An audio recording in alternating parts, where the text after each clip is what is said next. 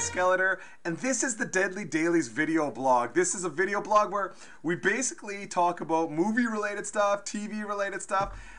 Most of the time, just anything we want to chat about. I'm joined with my boy, my partner in crime, Mr. Yas Talat.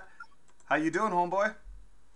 Talking Star Wars, sir. I am beyond ecstatic. Look, I'm so ecstatic I have cats. Cats in Star Wars and Cliff. What more? I'm stoked. Yeah, well, I mean, this is... how could we be more stoked? This is something we've been looking forward to for... I mean, probably our whole entire lives, but more importantly, since we watched the trailer last year, and you gave your trailer review. Do you remember that, Yas? Yeah, it's come full circle. Like, we started doing these videos because of Star Wars. Like, I'm going to put out a reaction video, break it down. And now, here we are, allowed to finally talk about Star Wars. It's kind of crazy. So, you could see if you go back, the Star Wars trailer review was actually the first video that we posted on the Deadly Dailies YouTube channel. So you could go back and watch that. And Yas's reaction, I will still watch it every once in a while because it's so entertaining. Do you know what's crazy about even that is all of our speculation, all the things we thought might have happened, hoping we're gonna have, and now it's all here. Like there's now Yeah, so needless to say, Yas has been extremely excited. So have we. So first, let's get into it, man. This is the first question I have to ask you, though, because we're talking about the trailer. You know, this is kind of giving a lot away right away. But did the movie live up to your excitement, the excitement you had when you watched that trailer? 100%. And actually, before we talk about that, can you let everybody know that this is a spoiler review and explain what that is, just so we don't screw anybody here? That's a spectacular idea. So this is a spoiler review. Basically, we're going to talk about things that happen in this movie. And if you haven't seen the movie, don't watch this video. And I just realized in this moment that our friend Mike that's sitting right behind me, hey Mike, he's growing out of my shoulder, he's trying to hide. He actually hasn't seen the movie. He wants to see it this week. So I don't know, man. I would recommend, if I was you, Mike, why don't you maybe go work in one of the other offices? All right. Just, sorry about it. I kind of feel like a dick, but this happens sometimes. You realize there's a moment that there's somebody in the room that hasn't seen the movie. Yeah, and it's a special movie, and you should enjoy it with all of its surprises and everything you not have. Now, that means we're going to talk about a lot of detailed things and things that happen. So if you've seen it, Cattail just walks by. My little BB-8. So, to answer your question, I love this movie. I absolutely love this movie. And the question was, did it live up to the expectations of the trailer? I think even more so. Because I love that trailer so much, and I was so excited. But there was also a fear. There was a great fear that some of these things that I like may not turn out well. Like maybe that isn't a great villain. I was hoping he was a great villain. Maybe he's not. This movie was everything I could have wanted in a new Star Wars movie, and more, to be honest, especially after the prequels and everything we've lived with for the past 20 years. I'm blown away and beyond ecstatic. Oh, I do want to add one thing, and not to take away from this conversation, just so you guys know, me and Yas are in two different cities right now. So Yas is, based out of Toronto, and I'm here in Sudbury, Ontario. So the way we set these up, we actually kind of just do a screencast. We record these things, and that's how we get it out to you, until we're able to be in the same location at the same time. And then, obviously, you'll get a bigger production value. But I really think that for what we're doing, I think that this does the trick. So I hope you guys agree as well. I do. So I want to ask you the exact same question. After watching that trailer, did this movie for you live up to the expectations of what you wanted? 100%. So again, like you, I was extremely excited as soon as I saw that trailer. I love the way they released information. They didn't give us too much. There was constantly talk of what was going to happen in this movie. I don't want to point to other trailers, but we may have watched a trailer recently that feels like it just gave away too much. Batman v Superman. So, Star Wars was perfect. The way it gave us information in the trailer got me extremely excited. In this movie, all I could say is I had a lump in my throat 10 minutes in the movie, and it never left for the entire movie. And that lump was like that feeling like you're so happy you could cry at any second. That's how I felt watching this movie. Yeah, in the movie, kind of, it just starts. Like, there is no pacing in terms of, like, okay, we're going to slowly get into this. As soon as the opening crawl hits, and the fucking crawl is awesome, because the first thing you read is Luke Skywalker has vanished, and you're like, what? He's got, like, right away, they set the pace, they set the tone, and then, boom, the first thing we see is Max von Sydow handing Poe Dameron this special whatever it is.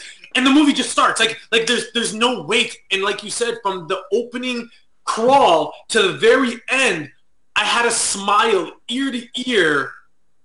And I was just like, it was just magic. I just sat there. I couldn't even eat. I had snacks and everything. And I was just like, just mesmerized by what I was watching.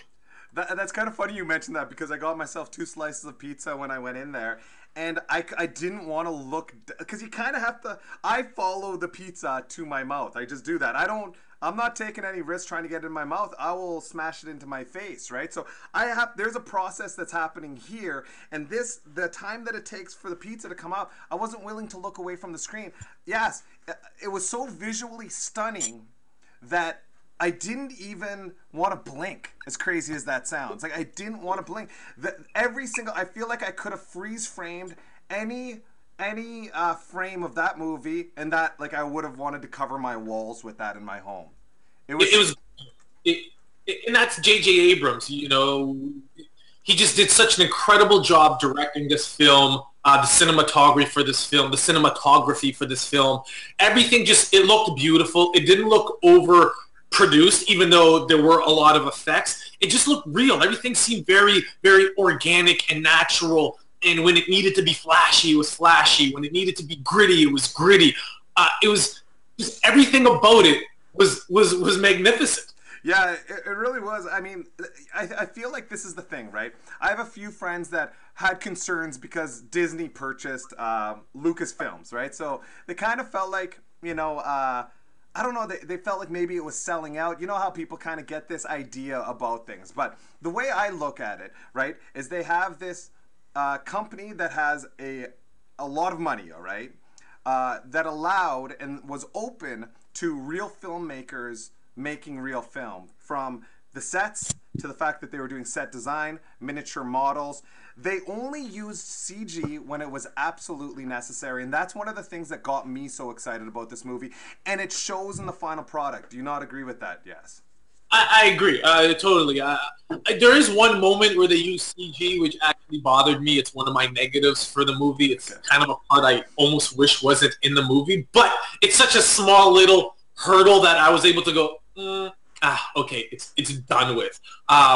But yeah, the bringing the practical effects again with the CG and doing it tastefully. Like, there's a lot of CG, but it's done so tastefully that we're not lost in, like, oh, this is all just CG. Like, we actually think this is real. Like, when we see a lot of the things that are happening, we feel it.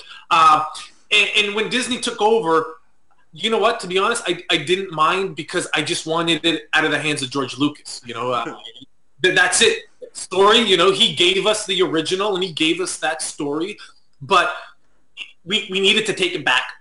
We needed to take it away from him. So to have anyone and a company like Disney, like, look what they've done with their Marvel projects and, you know, the Pixar's, everything they do. They understand captivating storytelling and try to make great films, and they've done it by giving J.J. Abrams the reins with this. And Lawrence Kasdan. Getting those two guys to basically launch this really made a difference. Well, yeah, exactly. It's hard to go wrong with that team. J.J. Abrams has done so much amazing work. And one of the things that I've always loved about J.J. Abrams is he's great at creating strong, like, multi-dimensional, like just a lot of character in his female characters. I mean, he's gone back, he's created shows like Alias, Felicity, and he's really good at that, and I think it was a home run as far as what he did with the female characters in this movie, and I was really satisfied with that alone. Yeah, he knows how to create multi-layered characters, whether female or not. He knows how to make strong lead females, and he proved that in this again. But he also knows how to make very, very, like, layered, complex characters, and we see that also, like, with Kylo Ren. We see it with Finn. So many characters I thought were going to be very one-dimensional, or I thought I knew what that character was going to be, and then when I watched it, it was completely flipped and mixed and turned into something completely different. So for that, I'm pretty happy. So let me ask you about things you liked in the movie. Should we start with that? Should we start with things? I don't know. How about we start with things that we didn't like, and then I really want to end on a positive note, right? So how do you feel about that? Sure. What were some of the negatives for you that you didn't like? Okay, so there's a few different negatives. Jason tried to run through the back. You didn't have to run through the backyard, Jason. People like to see him. So let me talk about some of the negatives, and they're not, for me, they're not huge negatives, and it's me having to actually think of a negative. And again, I wasn't really picking the movie apart. I was enjoying the experience and living in the moment of the movie. But looking back, a couple of things, like for example, they just, and they retold a lot of the original points from the original movies, right? They had a bigger Death Star. They had a robot with information that had to get it somewhere. They had a female version of Luke Skywalker. But these things didn't bother me and too much. I could see how they could be viewed as a negative for some people, but they really didn't bother me all that much. And the reason being is because I feel like that helps the new generation really get on board with the story that's happening here. That's one thing. And then there was a couple of moments between Han Solo and Princess Leia, or General Leia, that I wasn't in love with, right? I felt like they were a little bit forced, and I wasn't connecting with those scenes as much, oddly enough. But as far as negatives, that's really about it for me. Negative that the movie wasn't 6 hours long. There you go. I could have sat there and watched that thing forever. But yes, I think that you're gonna have probably a more detailed breakdown. So let's throw it over to you. Yeah, and as a disclaimer, just anybody watching, Cliff and I have not talked about this movie with each other. So I don't know what he likes and what he doesn't like. So hearing you mention the princess, I was very happy like that you caught me on the spot, because I was excited that you didn't like that, because I had to agree with you. That was one of my low points in the movie, was all the scenes with Princess Leia. I just didn't like. I do feel they were forced. I thought Han was incredible, and we'll talk about him later, but the Princess Leia moments were all misses for me, and her acting chops were not very good. Like, she honestly was the weak link of the entire movie. And fanboys will get pissed off because I'm talking about Princess Leia, but she wasn't very good. I think they should have casted somebody else, or not given her, just have her like on a hologram or something. But she was a weak link, so I'm happy you said that. The other point you made, I agree. And again, it didn't drive me nuts. It is kind of a rehash, a retelling of the original story, and I know people are complaining about that. But I don't care. I don't mind, because what they gave me was a great movie. J.J. Abrams made me forget about the prequels, which was completely different and boring, talking about tax embargoes and federation. Like, what is happening? The thing is, I understand why they did it. They needed to do like a soft reboot. It was a way to get rid of all the hatred and all of the past and kind of kickstart a new franchise for a new generation, and also get the old generation like us back in tune. So for me, isn't that big? Yeah, the Death Star was repeated and the Jedi's repeated and all that, but they left it so open for so many other things that I'm cool with that. So I agree with both of yours. Now, my actual complaints, one of them is a CGI part I mentioned earlier. And it's with Han Solo when they're in the Millennium Falcon and they have to drop off those creatures, those Raptors. That scene did not... There's two reasons. One is the guys from the raid pop up in this scene. So we're talking about Iko Uwais, Yayan, and Rahman. The three most incredible martial artists in film today popping up in a Star Wars movie. I've been so excited, and they're called the Kanji Club. They're like a group of mercenaries and assassins. So they're in this scene. They do nothing. They do absolutely nothing. You have the best martial artists in the world in film, and they don't even get to slap somebody. Nothing. What? I was so disappointed. And to go along with that, you had these super CG'd character creatures, the Raptor chasing them with the tentacles. It took me out. Only for a moment, though. I was like, oh, God, they're not going to do a lot of this. and they don't. It's the only scene where they really do that. And as I don't hate the scene, but I didn't love it either. I could have done without it. And just had the raid guys kick some ass. Like, there was the other gang of mercenaries. There's the two gangs. Have like an old school, the Warriors throwdown. Let them throw some kicks. Han and them disappear. Like, so that was a negative for me. Can I interject? Oh, Can I interject one? Yep. Okay, so my voice is doing some weird stuff right now, which is a little annoying. But, that's what she said last. But I agree with the non-use of these fellas from the raid, right? These guys are awesome. I was very shocked, but as as I'm sure you agree, they're setting them up for future use, right? Hoping they die. I paid attention to see if they die, and those three guys, some of their crew died. Those three main guys do not die. So please let them be coming back. So, yeah, I'm pretty confident they will. I have to completely disagree, even though I've only watched the movie once. I have to completely disagree on the CG effect of these tentacle monsters. I loved those tentacle monsters. I loved them. I thought they were awesome. I was but let me rewatch it. Maybe I didn't have as critical of a view, but there was this tension there. I liked it. It was everything was so close in the hallway, and I was really mesmerized by the relationship between Rey and Finn. So back to it was just, and even Katie, I talked to my girlfriend at the end, and I said, like, what part did you not like in the movie? And that was the only part she didn't like. She's like, I could have done without that part. I felt they did everything so right.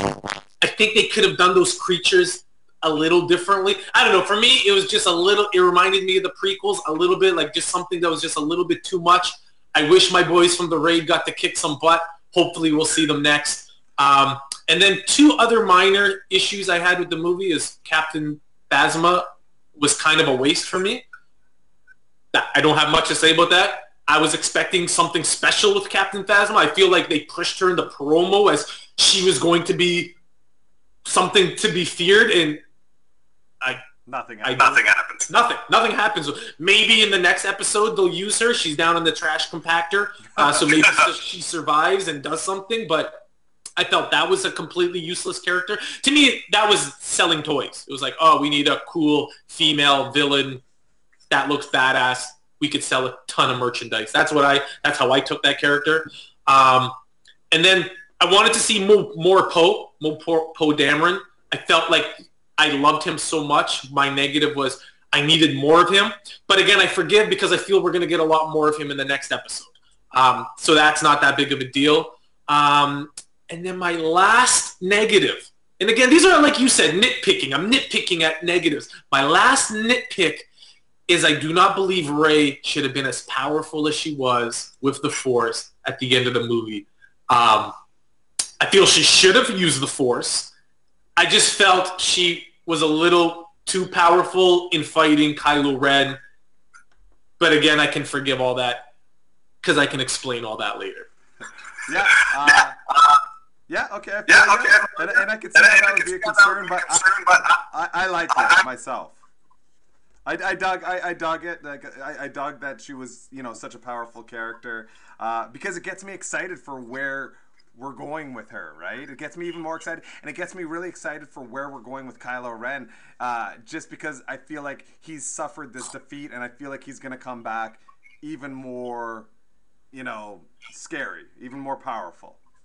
Well, I got to defend Kylo Ren here.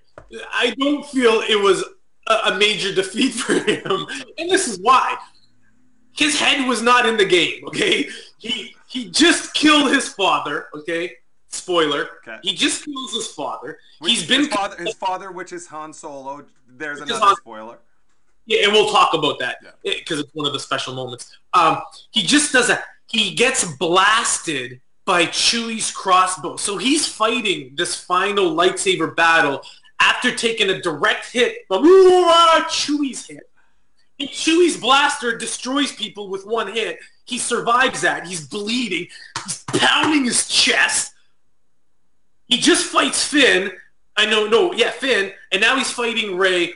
and he doesn't want to kill Rey because, and it's part of who I think she is. I feel he's trying to bring her, so he's not going full force. So yeah, he loses, but I don't think it was like he wasn't in tip-top game shape to throw down with this person. So that's why I let Rey having that extra power go a little more so. Okay, so it's kind of your complaint's a little 50-50 because she's not that powerful then, is what you're saying. She's powerful, but not as powerful to just defeat a ready Kylo Ren. All right, okay, I can accept that. All right, so let's get into more of like the positive things, the things we loved about this movie. I really want you to kind of break down, tell me what you loved about the movie, or I could go first. It's up to you. What would you like? Yeah, please, go ahead. You'd like me to go first. All right. For the most part, I felt like I was a 5-year-old kid again, staring up at the screen, literally not thinking about anything that's actually going on in my life. That's great. When a movie could do that, you know you have something special. And there's a lot of intangibles that go into making that happen. I love how smoothly the story moves along. J.J. Abrams and team, they're very great.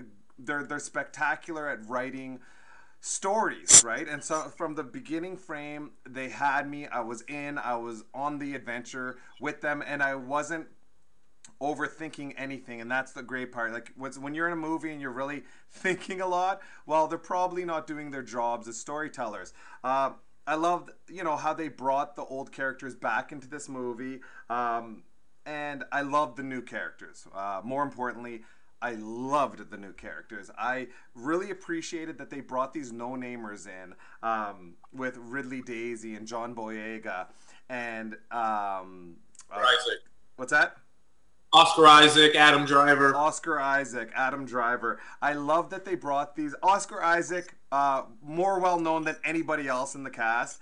And I love that they did that because that's what they did in the original movies. I mean, at the time, the characters that were in this movie, Harrison Ford was not known. He was in one other movie, American Graffiti, also done by George Lucas, and wasn't even expected to play Han Solo. And all of that lore behind the movie is what makes it so interesting, that original trio. And then they come out with the ones that I really don't want to talk about, but they kind of did the opposite. They took these well-known actors, Natalie Portman, Ewan McGregor, Liam Neeson, so on and so forth, Samuel L. Jackson, who's in absolutely everything, and especially at that time as well. So what they did is they grabbed these actors that nobody really knows, and they were the heart and soul of this movie. The performance between Finn and Rey, the chemistry that they have, again, touched my heart because there was a friendship there almost right away. I mean, right after Rey kicked the shit out of Finn. Those two characters, I love that they didn't play that whole game where, they hate each other, they love each other, they hate each other, and at the end they're going to get together. Like, basically, right from square one, they connect with each other in a real way.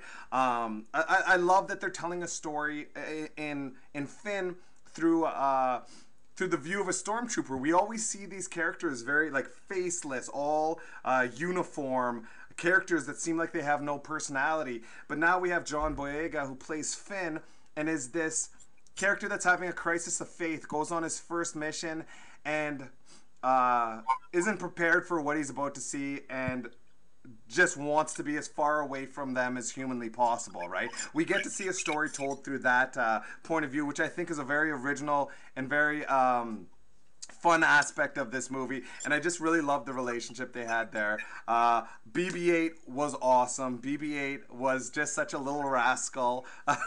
Just brought me so much joy in this movie. And those were the major things, but overall, I loved how beautiful the film is. I loved the final sequence, which I guess I will give away is is Rey coming face to face with Luke, and the way that scene is shot on that mountain is like one of the most beautiful things that I've ever seen.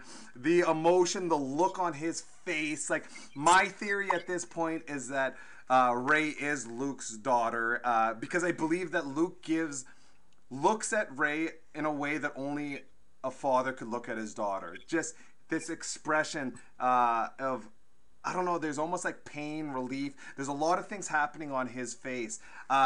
and what's interesting is Rey is on this planet waiting for, I don't know, they don't really clarify, right? Waiting for her parent to come back. And I think it was Luke's plan all along for Rey to eventually find him. And it was probably, some sort of Jedi training thing or whatever, right? So I was really excited about that part in the movie. But I got to talk about Daisy Ridley. I'm just going to end with this, and I'm going to hand it back over to you, Yas. So carry on. Okay, so Daisy Ridley was so unbelievably good in this movie. Now, one of the things I pay attention to a lot when I'm watching actors is their eyes. I'm constantly looking at their eyes because I feel like that's where a lot of acting is happening. And when I looked into her eyes, I believed it. I believed what she was saying, what she was feeling. She was communicating so much. The pain that she was going through, the anger, the frustration, the fear. Anytime there was a different scene, like the first kind of, was it the first? The first face-off with Rey and what's wrong with me? Why am I... Kylo Ren, when he freezes her... And like the lightsaber comes down beside her face, yes. How insane was that? It was like visually, like I couldn't believe my own eyes. And the way she performed that part was amazing. Just incredible. The movie is a complete masterpiece. I've only seen it once. I just saw it on Friday, so it's only been a few days I've been sitting on it. It's an absolute masterpiece, and if you don't go see it, you're doing your life a complete disservice. You need to see it. You need to witness it with your own eyes. That's really I could say so much more, but for the sake of the time that we have left here, I really want to hand it over to Yas, and I want to give you some time here, buddy. Thanks. So I agree with everything you said. You nailed it all. So I won't touch some of the issues you already talked about. I'll try to talk about some other things. But the first thing is it Star Wars? And what people don't... Is this the best movie in the world? No. Is Empire Strikes Back the best movie in the world? No. But did Empire and that original trilogy do something in my entire life that no other movie's been able to do? Absolutely. Like, is Godfather a better movie, pound for pound, than any of the Star Wars films? It is. Godfather is by far a better film, if you consider what a film is. But what Star Wars has done in my life, it's carried on in everything I do. I know that sounds weird and it sounds stupid, but Star Wars is a part of life. It transcends film. It transcends movies and actors and stories. It's part of who we are. So like you said, when I sat watching this movie, the biggest positive is I was back in Star Wars. I was in a Star Wars film, and I was just sitting there in awe, looking up at this screen like, I was lost for words, honestly. I was really emotional, and I was very lost for words. So some of my positives is characters and character development. It's what J.J. Abrams does. It's what he's so great at. What we got in the prequels was very wooden characters. Everybody was very stale and monotone and just kind of flat. This movie, every character brought something to it that was just... not confusing, but unpredictable. Like the character of Finn. You talked about Rey, right? So I'll talk about Finn, because I loved Finn. Finn was bananas. But Finn is nothing what I thought he was going to be. I had an image of what I thought that character was going to be, and he's not that at all. He's funny. He's kind of zany. He's also like Cliff said, he's having like this conflict of faith. But that doesn't necessarily mean he wants to save the world. He's just trying to figure himself out and save himself. And with that, there's this complexity and there's these layers to him. Like when he wants to leave the First Order and he rescues Poe Dameron, it's not to rescue Poe. He needs a goddamn pilot. And Poe looks at him and says, you just need a pilot, don't you? And as this, and it goes, and then when he meets Rey, it's like, yeah, I work for the Resistance. He doesn't want to be a hero, but now he wants to impress the girl. And it's like these human layers of myself and of you. Like we could see all of ourselves in a character like Finn. And as his story goes, you see this journey of him becoming a hero, him willing to now sacrifice himself for the people that he cares about. So that to me was just phenomenal. You mentioned the development the relationship between Finn and Rey. I also loved Finn and Poe. That buddy that instant buddy friendship that they have, like that moment, when they hug each other. Yeah, or when he's like, "Is that my jacket?" He's like, "Oh yeah, let me give it to you." And he's like, "Nah, it looks good on you." Like, and little BB-8's just staring. Oh, the relationship between BB-8 and Poe Dameron. There's so many moments in this movie that to me were just so special. Can we talk about, and I know you're getting there, so I just want to make sure that we don't forget this. I really want to hear, what is the biggest moment of this movie for you? I'm not going to talk about a scene, but the biggest moment for me is Kylo Ren. Everybody goes into a movie wanting something from a movie. For me, with a Star Wars movie, I wanted a great villain. That's make or break this movie based on a villain. For me, that's all I want. I didn't care about the Jedis. I honestly didn't care about Luke. I didn't care about any of it. I wanted a great villain. What they delivered for me, which to me is the best moment of this film, is Kylo Ren, the Knights of Ren. He is my favorite villain of all time. He has trumped Darth Maul and Vader. This and the shark from Jaws. Like, this is the greatest villain of all time. I love him. And what I love about him is his journey, like you said. His story is going to continue.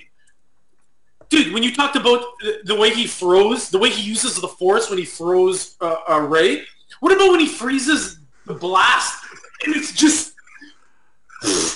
Or when he recognizes Finn is conflicted and he's just staring at him, and Finn, the stormtroopers, just stare. Like, there's so many moments. And I love that he's human. Think about this, Cliff. Do you ever wonder what supervillains do when they're not being supervillains? Like, always. Do they think about snacks? Do they do laundry? And what I got from Kylo Ren is that you have those moments where Kylo Ren is just like sitting. Like, he's just in a chair just sitting.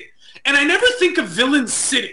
It's like he's just sitting. Like, he's having a bad day. And he's just sitting in his room listening to System of a Down. I don't know what he was. Like, he was just so human and fabulous.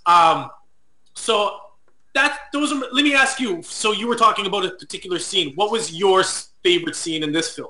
Well, okay, there's a couple of things. One of the scenes that gave me the biggest emotional reaction was when Kylo Ren grabbed Rey and was bringing her onto the ship, and Finn notices, and Finn just goes running towards the ship, just screaming, and you could just see the complete fear and terror he had for another person. It wasn't for himself, it was for Rey. He cared about her so much, and he knows like what she potentially might go through, and he was so terrified for her. So the emotional reaction I had from that, but it's really hard to say that Han Solo dying wasn't the biggest moment of the movie for me, if I'm talking about like a moment, right? That moment was extremely powerful, even though it wasn't a shock. You kind of knew it was coming. Yeah. But when that was my problem with it, is I think everyone predicted it while it was happening. I didn't know whether he was going to die in this episode or not. I know Harrison Ford's always wanted Han Solo to die. He's always wanted that. And the fact that he was doing like Star Wars Celebration and coming out, it's like Han Solo never does these things. Maybe this is like his goodbye to Star Wars. But the way they telegraphed that scene, you're right. I was like, he's going to die right now. This is going to fucking happen. I know he's going to die. So go on, carry on. Yeah, so I fell for that scene, especially like, even though they were obviously foreshadowing it very strongly that it was happening in that moment. The preparation that you're doing when you know a character that you care about so much is gonna die enriched that experience for me. Having Chewbacca look down, thinking in my head, oh my god, how's he gonna react to this? Having Rey, having Finn, and then again, which adds, and one of the reasons why I like Kylo Ren so much is because it's almost like in most movies, the person's like, help me become good, help me come to the light, help me. It's always that.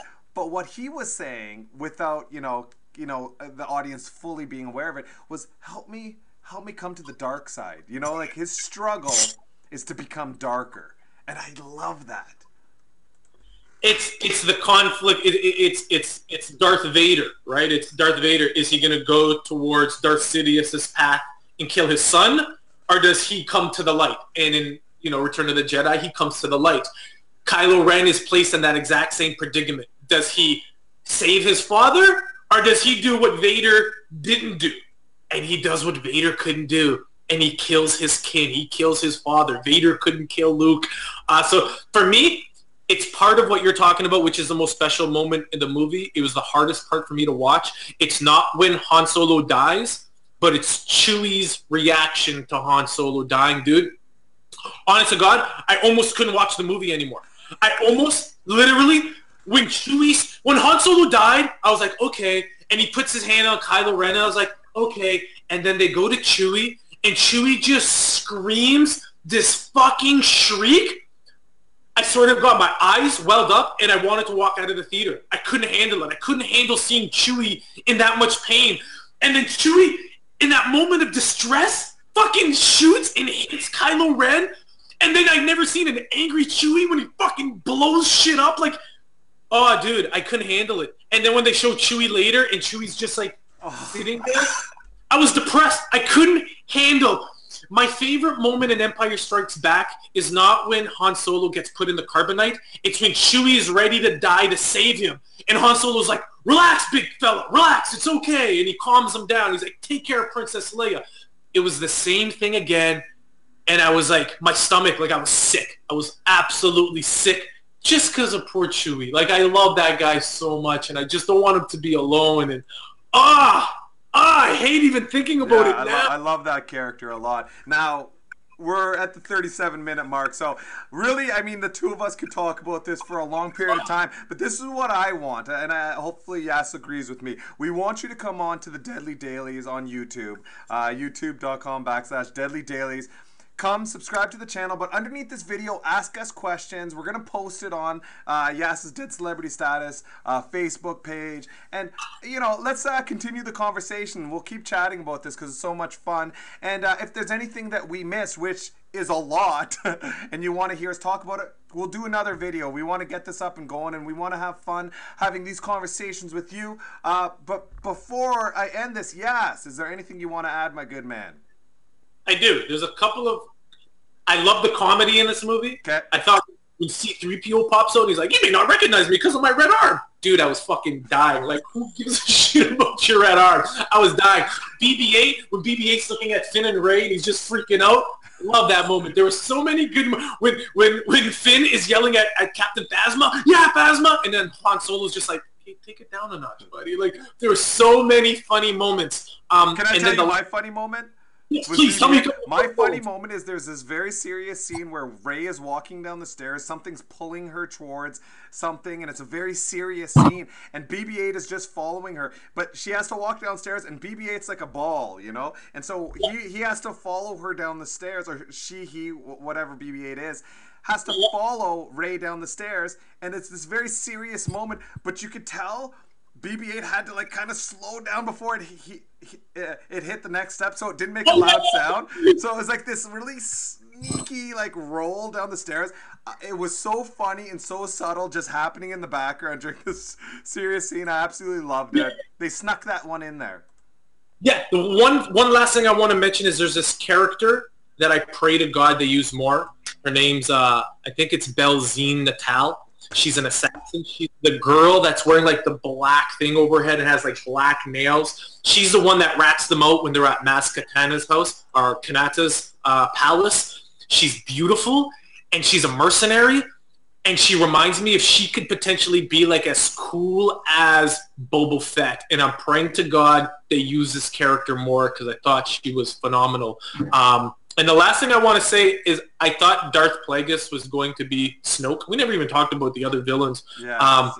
And I was very wrong, where I thought the majority of this movie was going to be about Rey's staff. I thought the staff was going to be the journey. Like, she has the staff, belongs to Darth Plagueis, and that's going to set the events. So I was completely wrong about that. But I still believe Snoke somewhat looks like immune, even though he's scarred up. So I'm still thinking he might be Plagueis in the future, and I agree that that is Luke Skywalker's daughter. Awesome. So this was fun, man. I miss doing these things. So we're gonna get back into doing these. I had a great time. Hopefully you guys had a great time. Again, yes, I love you. I love you too. What's your rating for this? What do you give it? Oh man, I hate giving ratings. Ratings are so tough to do because it's just I hate rating systems. So what are we doing? An out of 10 system or? Let's not. Let's not. I like that. Let's not. Let's just say you have to see this movie. Absolutely brilliant, beautiful movie, loved it. Yeah, that's it. Let's end on that. Subscribe to the channel, do all those cool things, whatever. Share the video. You know, don't even do it. Just watch the video if you want. And I highly recommend if you get the chance. If you're ever in like Starbucks anytime soon, try the Oprah chai tea. It's surprisingly good. Have you tried it yet? Yes? Let's not support Starbucks. No, eh? It's not Starbucks itself. It's just that this chai tea in particular is so good. Probably delicious. Maybe find a Tai Chi at a Tai Chi. Maybe just go do some Tai Chi. Cleanse yourself of GMO. Yes, you're so mad that I mentioned Starbucks right now. You're just like enraged. It's just, I'm telling you, I had this tea. It's the cinnamon chai tea. It is so good. And I just really want people to experience this tea. My sister loves it. Oh, well, there you go. It all works out. That's it. That's all we got. Thank you for watching the Deadly Dailies. Peace. Peace.